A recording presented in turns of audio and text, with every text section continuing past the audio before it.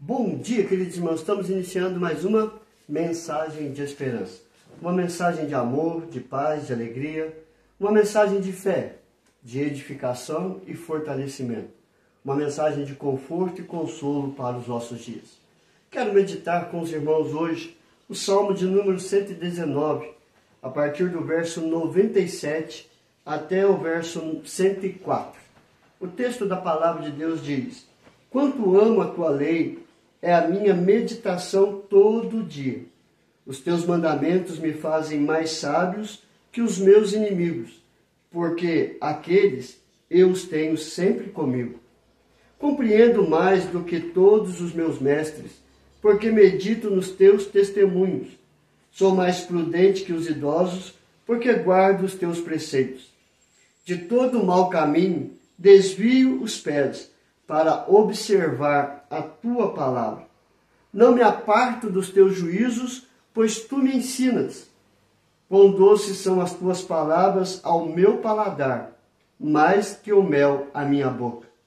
Por meio dos teus preceitos consigo entendimento, por isso detesto todo caminho de falsidade.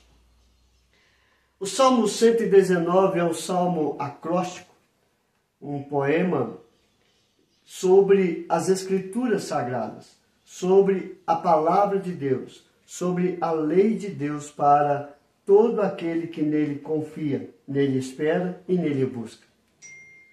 O Salmo 119 nos ensina a caminhar segundo a vontade de Deus e viver debaixo da vontade de Deus. O Salmo de número 119, ele molda o pensar, o falar e o agir por meio das Escrituras Sagradas.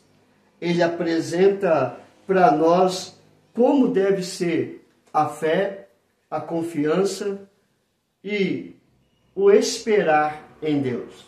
Ou seja, o Salmo 119 mostra que todo ser deve reconhecer Deus através das Escrituras e viver para servir a este Deus de todo o coração, de toda a força e de todo o entendimento. As Escrituras Sagradas, elas têm um papel fundamental no caráter, na moral e na ética do cristão. Por isso, nós vamos ver nestes pequenos versos algumas coisas que ele nos ensina para viver uma vida segundo a vontade de Deus. Ele trata, neste salmo, alguns preceitos que nós devemos aplicar no nosso dia a dia. No verso de número 97, o autor do salmo, ele fala do amor à lei de Deus. Quanto amo a tua lei, e quanto eu amo esta lei, por isso eu medito nela todo o dia. O que nós alcançamos com a meditação na palavra de Deus, na lei do Senhor, todos os dias? Nós vamos ver aqui que no verso 98, ele diz que a lei do Senhor, ou os mandamentos do Senhor, nos tornam mais sábios. Ou seja, a lei do Senhor produz sabedoria na vida de todos aqueles que meditam nesta lei dia e noite, como está no Salmo 1, verso 2. Antes, o seu prazer está na lei do Senhor, e na sua lei medita dia e noite. Então, se você quer sabedoria, medite nas Escrituras Sagradas, medite na lei do Senhor, e ela vai te dar sabedoria. A segunda coisa que o salmista compartilha conosco é a compreensão. Quando nós meditamos na lei do Senhor todos os dias, ela nos dá compreensão. O verso de número 99 diz: compreendo mais do que todos os meus mestres, porque medito nos teus testemunhos. A compreensão é você entender toda e qualquer situação na sua vida. Tudo que acontece de bom ou de ruim, a meditação nas Escrituras Sagradas vai dar uma compreensão profunda e você vai entender tudo aquilo que aconteceu ao seu redor foi o melhor para a sua vida, mesmo sendo ruim ou sendo bom. E assim nós compreendemos através das Escrituras qual foi a vontade de Deus para a nossa vida. Então, nós precisamos de ter compreensão. E eu aplico aqui um exemplo de sabedoria e de compreensão na vida de Salomão. Salomão pede sabedoria. No outro dia, aparecem duas mulheres, com duas crianças, uma viva e a outra morta. E aquelas mulheres estavam debatendo entre si que o filho vivo era dela e o filho morto era da outra. Salomão, olhando aquilo, ele teve a sabedoria de dizer ao soldado para pegar a criança viva, partir a criança no meio e dar a metade para cada um. E assim, a mãe verdadeira diz: não, Senhor, deixe o meu filho vivo. Eu prefiro o meu filho vivo do que o meu filho morto. Então, Salomão compreendeu a atitude do amor de mãe. E assim, mandou dar o filho vivo àquela que queria que o seu filho permanecesse vivo ao invés de morto. Então, nós, por meio das Escrituras Sagradas, nós temos sabedoria, nós temos compreensão. Contudo, o salmista continua nos mostrando no verso de número 100 que a meditação nas Escrituras Sagradas produz prudência. Ele diz aqui: sou mais prudente que os idosos, porque guardo os teus preceitos. Jesus Cristo, ele nos ensina algo interessante, que nós precisamos ser simples como uma pomba, mas prudente como uma serpente. A serpente, ela fica posicionada para o ataque, esperando se alguém se aproximar para atacar. Ela está prudentemente esperando para revidar o ataque. Isso não quer dizer que nós temos que estar preparados para retribuir a todo ataque. Não. A prudência, ela aparece na vida do ser humano para ter a consciência de ouvir os ataques, sem deixar se contaminar pelos ataques. Ou seja, ele vai ouvir e vai reter o que é bom e afastar do seu coração aquilo que não serve a ele e sair para não buscar contendas, discussões ou brigas. Ou seja, ele sabe quem realmente ele é e aonde ele deve estar. A prudência faz com que possamos agir de conformidade com a vontade de Deus, que é dar a outra face. Ou seja, não revidar as afrontas que se levantam contra nós.